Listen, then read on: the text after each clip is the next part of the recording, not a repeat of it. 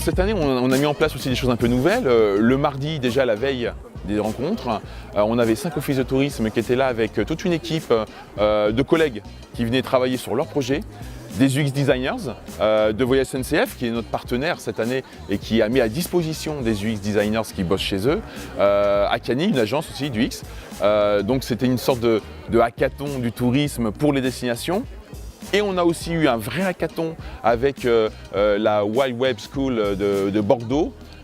qui a permis donc, sur 24 heures, c'est le principe du hackathon, hein, de hier 13h, aujourd'hui 13h, ils ont travaillé sur une dizaine de projets pour justement accompagner à la fois des destinations mais aussi des projets privés parfois sur une mise en perspective hyper rapide d'un produit qui peut être prototypé finalement et qui ne demande plus qu'à être investi par les acteurs qui sont présents. Alors on avait plein de thèmes différents, il y avait à la fois des applications qui traitent de l'internet de séjour,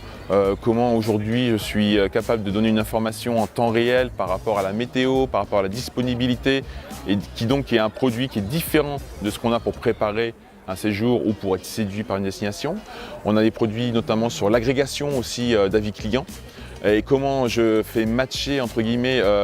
ma communication interne sur de la qualité et des normes qui sont parfois un peu rébarbatives